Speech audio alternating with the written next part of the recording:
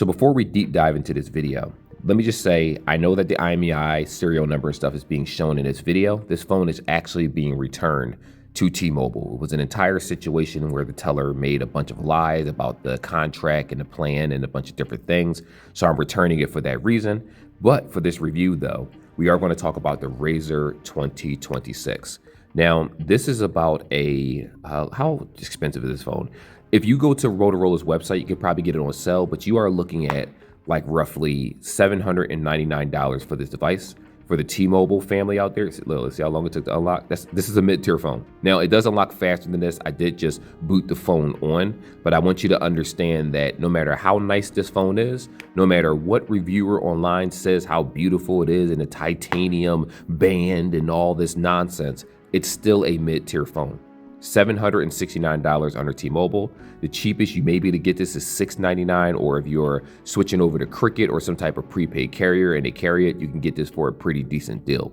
But for someone that is switching, or if you're setting up service and you use this for 2 years, I wouldn't really suggest it because it's a mid-tier device, and Motorola isn't exactly the best when it comes out to a rollout for software updates and fixes. But I will say that for the most part, I had a pretty decent experience with this phone, and hopefully this review, this realistic review where I'm not just glazing over the phone and saying how amazing the software is and how beautiful the phone looks and what Motorola really outdid themselves. No, they didn't. This phone is the same exact form factor from the 2024, 2025, and 2026. And the cases for the 2024, 2025, and 2026 all fit this same exact phone because they changed the internals. They did make a much bigger internal battery and stuff, which is ideal because we do have a flip device that can last as long as a traditional phone that has 5,000 mAh. This guy is 4,800 and is not bad at all. They really did that with a flip, so that's something to be proud of. But again, it does have its good moments and its bad moments. Timestamps in the description. I rambled enough. Let's get right into this review.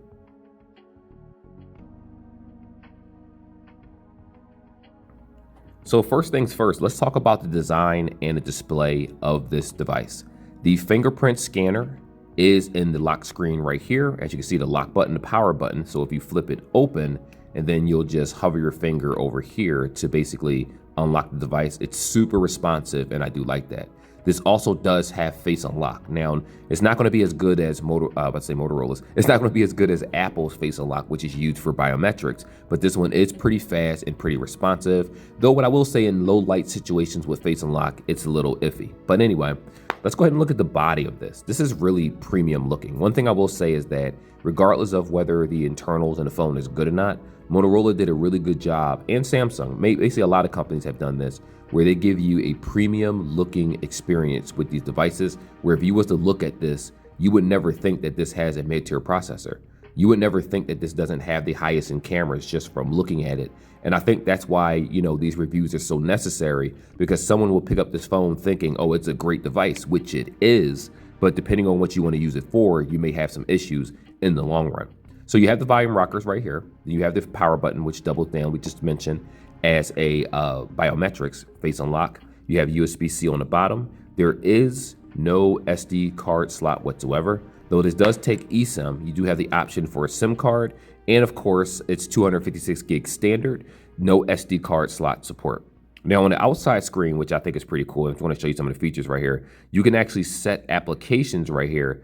It's not connected to the internet right now, but you get the point. Like when you click on certain things, it would actually pull up your applications for the outside screen, whether it's YouTube or just media in general. And you could just look at things from the outside screen as if you're looking at it from the inside screen. This is a very nice and responsive phone. I'm not going to sit here and act like it's trash or anything like that, but there are some hiccups that we kind of need to talk about that may either make it or break it for you. But I think whoever watches this review may actually solidify whether they want it or not. And that's what I'm aiming for. So anyway, let's talk a little bit about the screens in the next section. So to put this simply, this is a sharp screen. The inside is 120 hertz, the outside is 90 hertz. You can use all types of applications on the outside of the screen with no issues whatsoever. Let me allow that. And when you allow it, it allows you to just go to your calendar and different things like this. This is super, super responsive. And for the person out there that wants a smaller form factor, I do think that this is an ideal phone in that regard. Now, with that being said, let's talk some of the technical specs for the people out there that want to geek out. So the outside screen is 3.6 inches, 1056 by 1066 pixels. Sorry. Let me repeat that because I was stuttering a little bit. 1056 by 1066 pixels. You have 413 for the PPI. This is a 90 hertz screen on the outside. It's Gorilla Glass Victus. Now, the maximum brightness for the outside screen is going to be 1700 nits, which is actually brighter than a lot of phones. As a matter of fact, I have a Next Paper 70 Pro, right? And I think the brightest nits for this is like 900. This is 1700 for the outside screen. So the inside screen is even sharper. So that really goes to show you that they put some time into this device. I still think it's a little overpriced for the internals, but still not bad. Now, like I said, 90 hertz. It does have HDR10 plus capability. So if you're watching certain videos and stuff, you'll get that sharpness that a lot of people like. Now, when we flip it in the inside though, which you do have the ability, believe it or not, to have an application from the outside and you can flip it and continue what you're doing, or you can continue from the inside application, close the screen, and you can continue what it is you're doing from the outside. But though you do have to set that up. As a matter of fact, if I pull this down, it's called transition apps to external display. That's what you do in that regard. Now, the inside screen specs are a little bit different. You have 1080 by 2640. The PPI is still 413. Now, for people wondering, well, how's it the same? Remember, this is a much bigger screen with much more real estate than the outside screen. But don't fret, it looks just as good in the inside, if not better. I don't see an issue whatsoever with the screen quality. Like I said, the PPI is also 413, though you do have a 120 hertz panel instead. It does support Dolby Vision. You have a LTPO AMOLED screen, both of them AMOLED, as a matter of fact. HDR10 Plus is also displayed on this particular screen right here, the inside, and the maximum brightness is going to be 3000 nits. So again, if you're outside in inclement weather where the sun is shining in your face or it's hard to see normally with glare, this technically is going to work very, very well for you, whether you go to the beach or outside in general. Now, let's give you a practical aspect of the screen. Oops, let me actually tap my camera real fast. Here we go. It works. It's smooth. It's responsive. I haven't had any issues with the actual touch screen. Like if you know how sometimes if you touch certain areas of it, like if I pull that down, will it work? Yes, it will. It's responsive. This is a very good and responsive screen.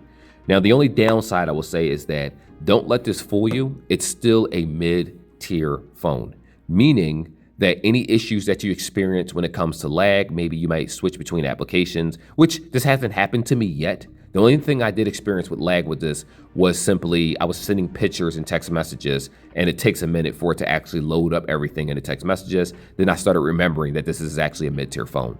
In addition to that, if I did any type of edit like Canva, YouTube Studio or things like that, when it converts the video in the background, and the background processes allows you to hit the main menu and use YouTube or whatever application that you want to while it's converting in the background. And I did notice some slowdowns in that regard. But outside of that, this has been a pretty smooth experience with the device. Now, I do want you to keep in mind that I'm reviewing this based on the $800 price tag, and a lot of people are either going to buy this straight out or you're going to realistically buy it through one of your carriers.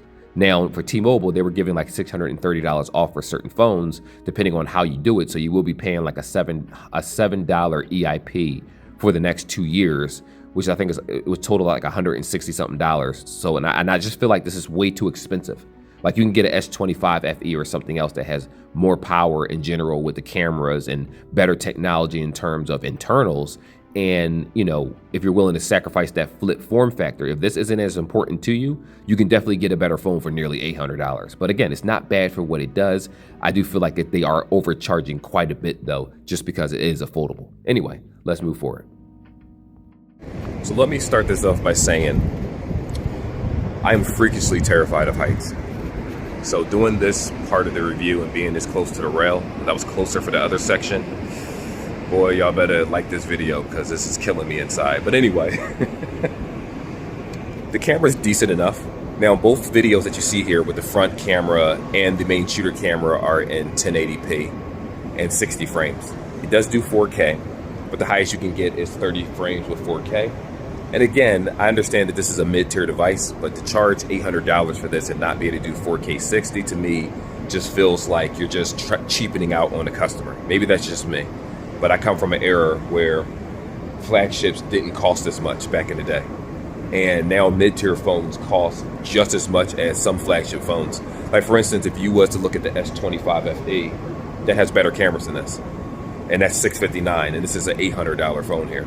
So, you know, again, you do have that flip aesthetic, but you just have to realize that you are spending more money for a worse overall experience. But this isn't bad for what it does though. As you can see, you see with your own eyes, most people aren't going to complain with this level of quality. Now, there's one thing I do want to say. If you're using this in low light settings, like for me, I have an office which is not super bright. I have to work on that. I noticed that when I try to focus on objects, sometimes they kind of darken. The video darkens on its own, or it has an issue with autofocus in low light settings. But if you're outside during the day and you just want to record or take photos, this actually does a really good job of doing that, and I don't have any complaints in that regard.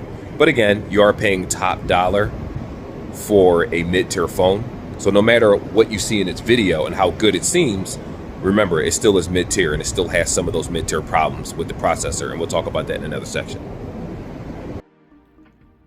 Now, I did a separate video already with the gaming aspect of this device, but I figured because this is a second video, I might as well just show you. So this phone actually works very, very well with video games. I played Warframe, it ran it like a champ, though the settings were on lower settings and there was lag. With Call of Duty Mobile, I didn't have an issue whatsoever. I had the frame rate on high or max, and I had the graphics on medium. It can do it. I believe it can actually play the game in higher than medium, of course.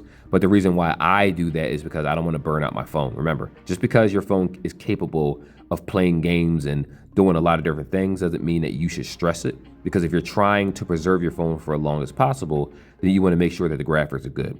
But as you can see, look how fast it's loading the world in Minecraft. Now, for anyone that's ever played Minecraft like on a regular Nintendo Switch, you know how horrible Minecraft runs on a Nintendo Switch. It's like practically unplayable if you have two people with you. I have a Switch too, so that's what I normally play it on.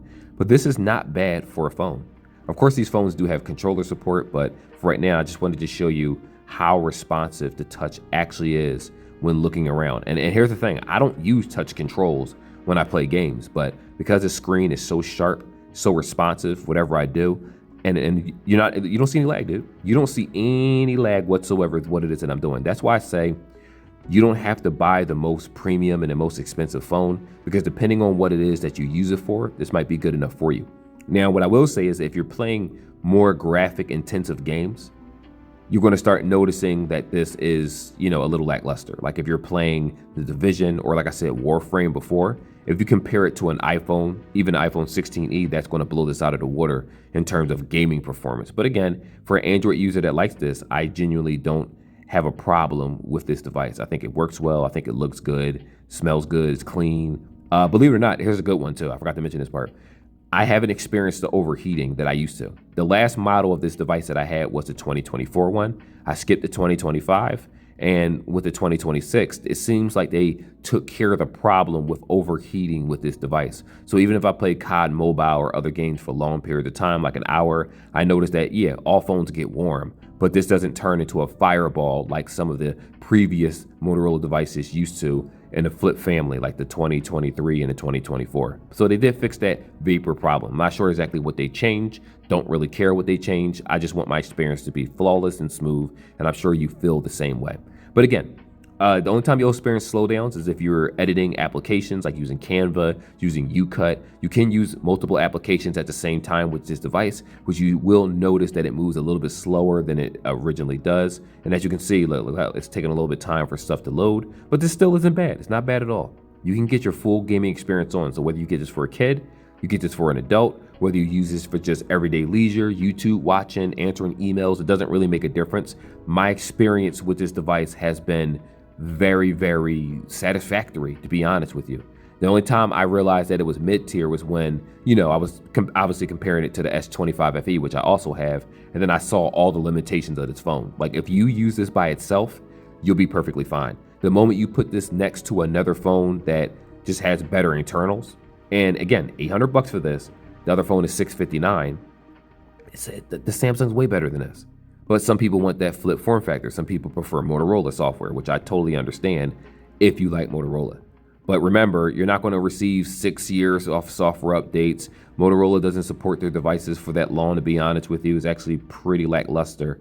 I think you're going to get about a couple years out of this. I forget what the exact website says, but my suggestion is to definitely check that out before purchasing this. Go to the Motorola website and really do some research, because even if it does say you get years and years worth of software updates, everybody and their mama knows that Motorola takes the longest out of almost every company to finally outroll an update to the OS or some type of security patch. They're not really big on that. So that's why I say take everything I'm saying with a grain of salt, because if you want software support, you're going to go to Apple, you're going to go to Pixel, you're going to end up going to Samsung more likely.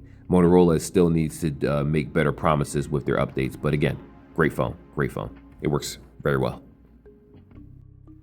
So if you go to the settings that you see right here, and we scroll to where it says sound and vibration, go all the way down. And what we'll see right here is, what is it called? Dolby Atmos. There we go. Almost forgot what I was here for.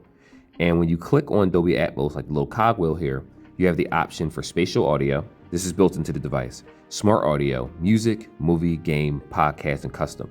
So let's say you have headphones in. It will actually change the sound quality of whatever it is that you're listening to, be it on YouTube, regular music. I personally use Power Amp for all my musical needs, and it comes out just fine. Now, with that being said, we do have the audio currently on. I don't have a reason to turn it off anyway. And I'm gonna play a song for you guys so that you can just hear how loud these speakers get. So let's see.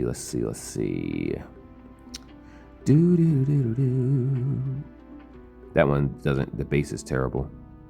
What's this? Turn it up. See how loud it gets. This has a really good speaker.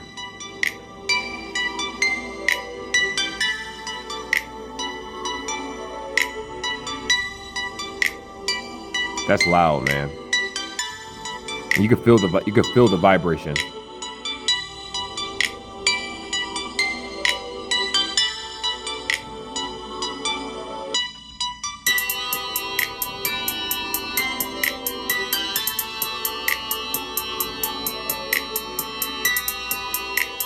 Not bad, man. These are some very loud speakers. And of course, you know, it doesn't affect the speaker at all whether you close the device and you just want to listen to music from the outside. This is what I normally do anyway. And I'm going to tap it. Doesn't affect it.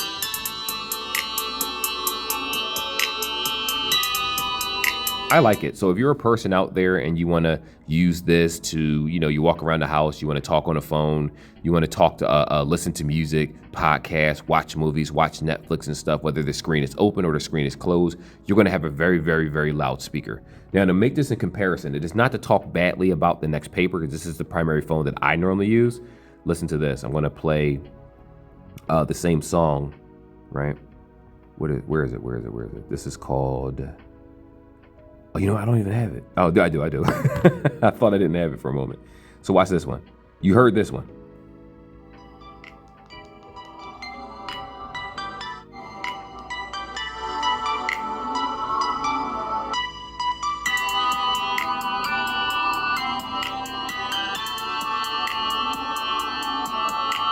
Now, this is a $199 phone, right?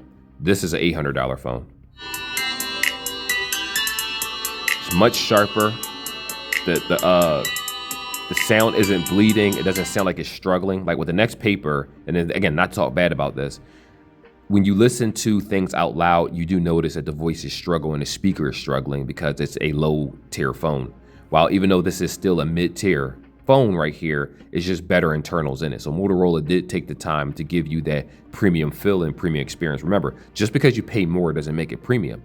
It's the actual experience of using the device. And anyone that buys a 2026 Moto, I think that they'll be perfectly fine with the phone. It works great. It's just that the overall price tag puts it so high that you can buy an iPhone, you can buy a Pixel, you can buy a S25 FE, you can buy so many other devices that have better processors and better cameras than this one, that it's like, it makes it a hard sell for me personally. But again, for that person watching this video, this might just solidify the fact that you want the phone and you're like, I'm definitely getting it. And hopefully that works out for you. But with that being said, let's move on. So let's talk a little bit about the biometrics. This device has face unlock. It also has a fingerprint scanner. Now, in order to access it, just in case you didn't set it up when you initially got the device, all you got to do is go to your settings. I'm probably already there. Yeah, I am there. Give me a moment. Okay, let me go back. When you go to settings, this is going to be the same for all the Motorola devices in this year in this regard. You go all the way down to where it says security and privacy. And from here, you scroll up, it says device unlock. It'll give you the option for the fingerprint. It'll give you the option for the face unlock. And it'll also give you the options for lock screen. So I'm going to type my code in right here. Doesn't matter if you guys know it because this is just the dummy phone. None, swipe, pattern, PIN, and password. Password, you can put anything. You can type in symbols, things like that. PIN is strictly numbers. Pattern are those little circle dots that you just swipe back and forth in order to unlock it. Swipe means you just lock the phone and you swipe up and it unlocks. And none means you don't have a security code at all. Now, swipe and none, I don't suggest. What you're going to want to do is always have a password on your device to make sure it's protected, because if you have banking applications or just contacts or emails and things like that, you don't want someone to be able to get into your phone in case you lose it, you drop it, or someone robs you. That can change your entire life around because people pretty much carry their entire lives in their devices. But like I said before, watch this. Make sure that glare is not here. Like how responsive that touchscreen is. That's a responsive touchscrreen. It works very, very well. So much so that I don't even really use the face unlock when I had this. I did set the face unlock initially before I reset it and then, to do this review for you guys. But the face unlock, I mean, this works just fine. I don't even have to worry about it. And then if I tap the button again from the outside screen, because it's in the same position, doesn't matter whether you flip it, button's right here. Whether you close it, fingerprint is still right here. Look at that. I just tapped it and it unlocked that fast. You might sometimes get a slight delay occasionally unlocking it, but for the most part, I would say 95% of the time, the fingerprint always works for me. I never had a real issue with it. And even occasionally when I had like greasy chicken fingers, I tried it and it still registered the fingerprint, which was shocking to me, which goes to show that they did put a lot of time and technology in this particular device.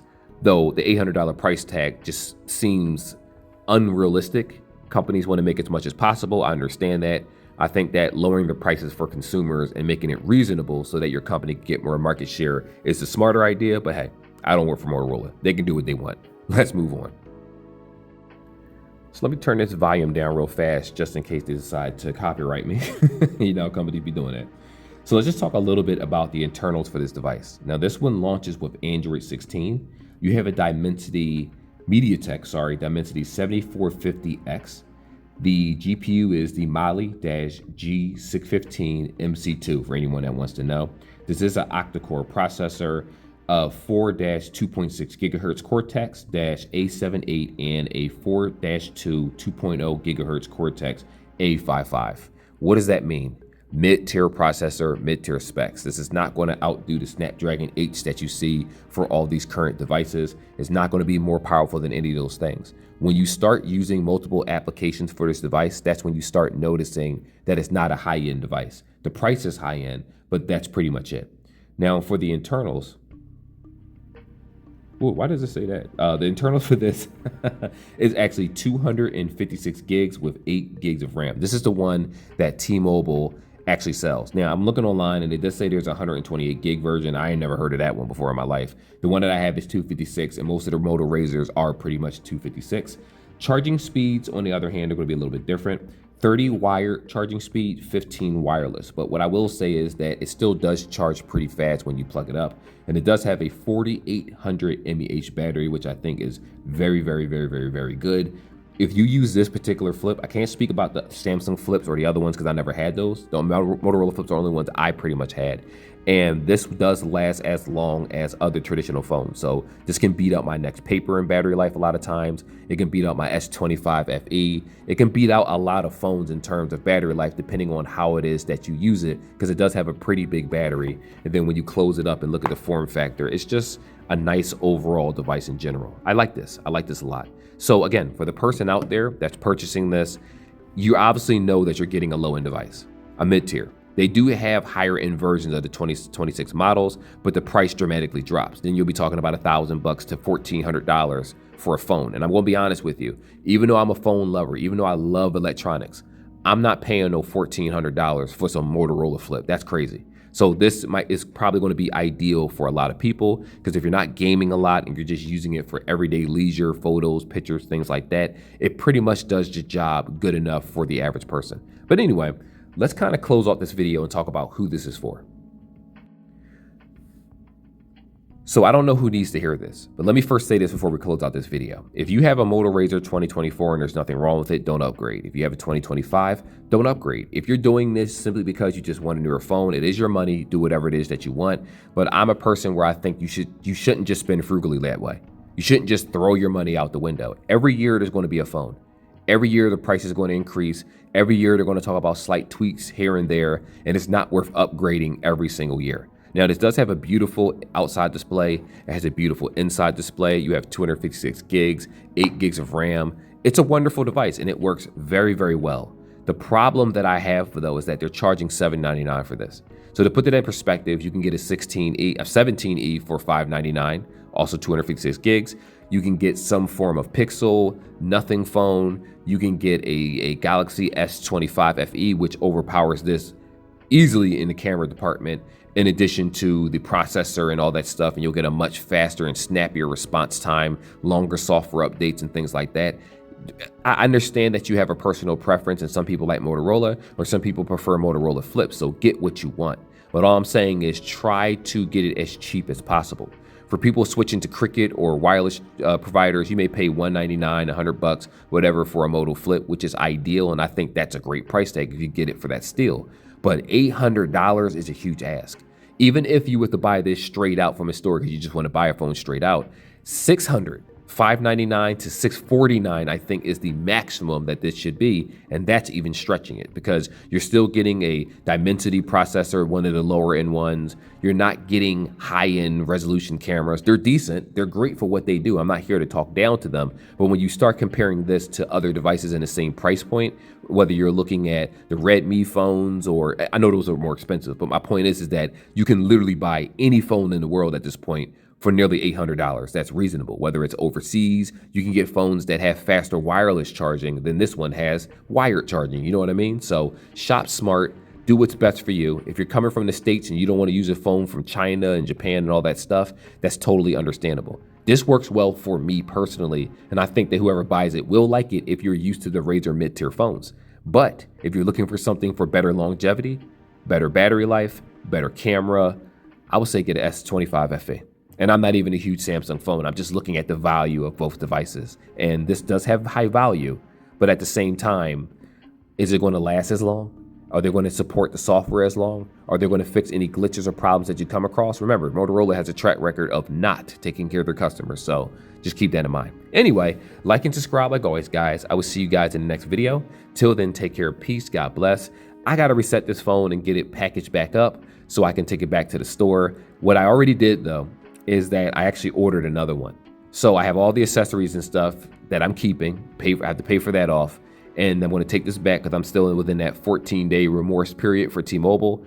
And I'm just going to get it under my prepaid carrier because I'm like, I don't want to be stuck for 2 years with a contract for a Motorola Razr 2026, a mid-tier phone. That's crazy to me. That just don't make sense. Don't ask me why I purchased it, but I just was curious how it was. Anyway, I'll see you all in the next video. Peace. I'm out.